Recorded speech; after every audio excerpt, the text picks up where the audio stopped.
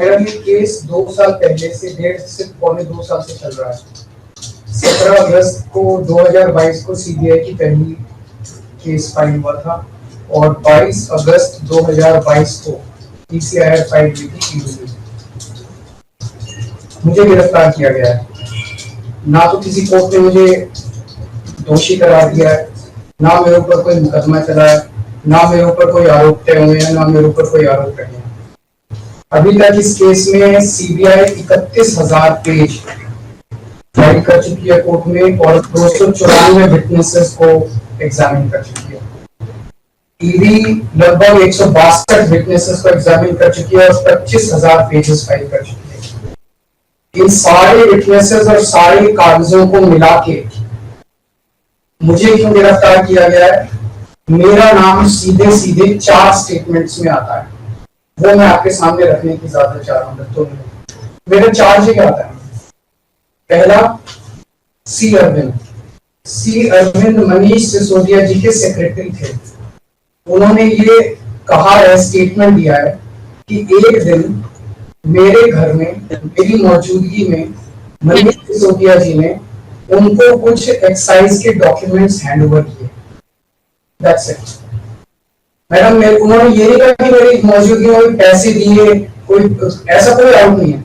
मेरी मौजूदगी में सी अरविंद को मनीष सिसोदिया जी ने एक्साइज के कुछ डॉक्यूमेंट्स दिए। मैडम, मेरे घर पे ढेरों एमएलए आते हैं, ढेरों मंत्री आते हैं, ढेरों डिग्निटरीज आते हैं, अपने अपने सेक्रेटरी लेते हैं, वो आपस में फुसर भी करते रहते हैं, आपस में डॉक्यूमेंट्स के एक्सचेंज। मुझे क्या पता कि कौन किसको क्या दे। Is this a sufficient reason to arrest the second chief minister? क्या ये स्टेटमेंट एक सेकंड चीफ मिनिस्टर को अरेस्ट करने के लिए पर्याप्त है? नंबर 1। नंबर दूसरा स्टेटमेंट, एमएसआर मगुंटा श्रीनिवास रेड्डी, ये मेंबर ऑफ पार्लियामेंट थे, जगन रेड्डी की पार्टी से।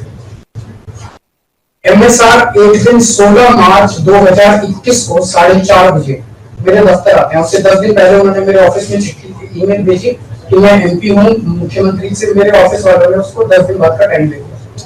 वो मेरे पास मिलने के लिए आते हैं 4:30 बजे।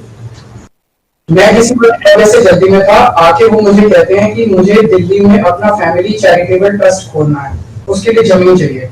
मैंने उनको कहा कि जमीन हमारे अंडर में नहीं आती, एलजी साहब के अंडर में आती है, आप मुझे चिट्ठी दे दीजिए, मैं एलजी साहब को फॉरवर्ड करूंगा एंड दैट्स इट। सो ये हुआ। 16 सितंबर 2022 को उनके घर पे रेड होती है। उनसे पूछा जाता है कि क्या आप केजरीवाल जी से मिले? वो कहते हैं कि हाँ मैं मिला और मैं केजरीवाल जी से अपने फैमिली ट्रस्ट की जमीन मांगने गया था। ये 16 सितंबर 2022 को सेक्शन 17 का स्टेटमेंट है। ED is not happy with this statement. 5 महीने के बाद उनके बेटे को 10 फरवरी को गिरफ्तार कर लिया जाता है। उसके बावजूद भी वो अपने स्टेटमेंट पे कायम रहते हैं। उनका दोबारा गिरफ्तारी के बाद स्टेटमेंट लिया जाता है, वो कायम रहते हैं। 5 महीने जब उनका बेटा गिरफ्तार रहता है तो बात टूट जाता है। 16 जुलाई को अपना स्टेटमेंट बदल लेते हैं। उसके बाद वो 16 जुलाई को वो अपना स्टेटमेंट बदल लेते हैं। 18 जुलाई को उनका बेटा छूट जाता है। उसके बाद उनका कोई स्टेटमेंट नहीं होता। That's it. स्टेटमेंट पे स्टेटमेंट हो रहे थे जब तक वो अपना स्टेटमेंट मेरे खिलाफ नहीं दे रहे थे। जैसे उन्होंने मेरे खिलाफ स्टेटमेंट दिया, बेटा भी छूट गया, स्टेटमेंट होने भी बंद हो गए और 3 अक्टूबर को उनका माफीनामा भी हो गया। Mission accomplished. इसका मतलब ईडी का मिशन केवल और केवल मुझे फंसाना था। 3 सेक्शन 50 के स्टेटमेंट है ना, तीनों में से तीनों सेक्शन 50 के statement they are equal in the eyes of the law. तीनों बराबर है, तीनों की ग्रेविटी सेम है। तो उसमें से एक स्टेटमेंट के तवज्जो क्यों दी गई? क्या जांच की गई है जानने के लिए उसमें से एक ठीक है बाकी 2 गलत है। जो 25,000 पेज ईडी ने फाइल किए हैं कोर्ट के अंदर, उन 25,000 में जो केजरीवाल के खिलाफ वाला स्टेटमेंट है केवल वो लगाया गया, बाकी दोनों स्टेटमेंट दबा दी जाए। क्यों मैम? कोर्ट के सामने तीनों स्टेटमेंट लाए जाने चाहिए थे ताकि कोर्ट डिसाइड कर सके सच्चाई क्या है। चलो ठीक है। और मैम तीसरा स्टेटमेंट है उनके बेटे का, राघव मगुंटा से 16 सितंबर को उसके घर पे जब रेड होती है उनसे स्टेटमेंट लेते हैं कि says whatever his father had said. उसके बाद 10 फरवरी को उनको अरेस्ट किया जाता है। उसके बाद उनके 5 स्टेटमेंट्स होते हैं। 5 स्टेटमेंट्स में वो वही बोलते हैं जो पहले बोला। फिर 5 महीने तक वो जेल में रहते हैं। उसके बाद जब 16 जुलाई को उनके पिताजी स्टेटमेंट बदलते हैं तो 18 जुलाई को उनको छोड़ दिया जाता है। तो 7 स्टेटमेंट्स उनके हुए, 6 में वो मेरे खिलाफ नहीं बोलते, 7वें में जैसे ही मेरे खिलाफ स्टेटमेंट देते हैं उनका उसके बाद कोई स्टेटमेंट नहीं होता, उनको जेल कर दिया जाता है, उन्हें माफीनामा दे दिया जाता है। तो जो 6 स्टेटमेंट्स हैं ये रिकॉर्ड पे नहीं लाए जाते। चौथा है शरद रेड्डी। शरद रेड्डी के केस में 16 सितंबर को उसको अरेस्ट किया गया, 16 सितंबर को उसकी अरेस्ट हुई, उसने मेरे खिलाफ कुछ नहीं बोला। 9 नवंबर को उसका स्टेटमेंट लिया, उसने कुछ नहीं बोला। 10 नवंबर को उसकी अरेस्ट हुई, उसके बाद उसके 9 स्टेटमेंट्स होते हैं, मैं 9 स्टेटमेंट्स वो मेरे खिलाफ नहीं बोलता।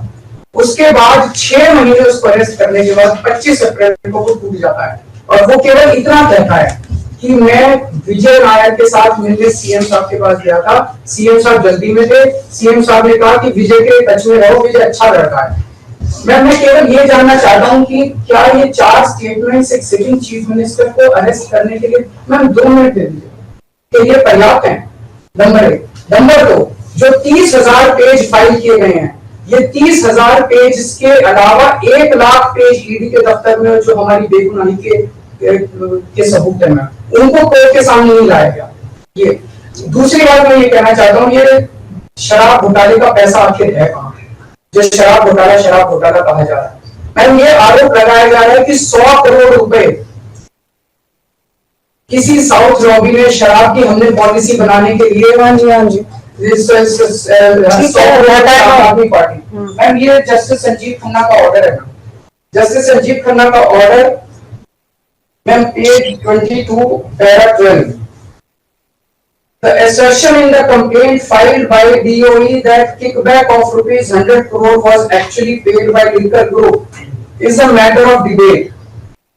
संजीव खन्ना कह रहे हैं, इसका मतलब ये साबित नहीं हुआ, इसका मतलब ये विवादास्पद है, इसका मतलब ये संदेहास्पद है, इसका मतलब इसके लिए सबूत नहीं है। तो जो 100 करोड़ रुपए ये कह रहे हैं कि हम लोगों ने रिश्वत ली, वो रिश्वत तो संदेहास्पद है, उसमें तो सबूत ही नहीं है। लेकिन असली शराब घोटाला क्या है? असली शराब घोटाला शुरू होता है ईडी की जांच के बाद। जब ईडी की जांच शुरू हो जाती है, ईडी की जांच के 2 मकसद हैं। एक स्मोक स्क्रीन क्रिएट करना पूरे देश के सामने, आम आदमी पार्टी ने चोरी की है, आम आदमी पार्टी भ्रष्टाचारी है, आम आदमी पार्टी ने शराब घोटाला किया, और उसके पीछे एक्सटॉर्शन रैकेट करना जिसके जरिए वो एक्सटॉर्शन रैकेट करना जिसके जरिए वो पैसे इकट्ठे कर रही है। मैं आपको सबूत दे रहा हूँ। शरद रेड्डी के केस में शरद रेड्डी को बेल 2 वजह से मिली। एक, शरद रेड्डी ने मेरे खिलाफ स्टेटमेंट दिया और शरद रेड्डी ने अरेस्ट होने के बाद 55 करोड़ रुपए का चंदा बीजेपी को दिया।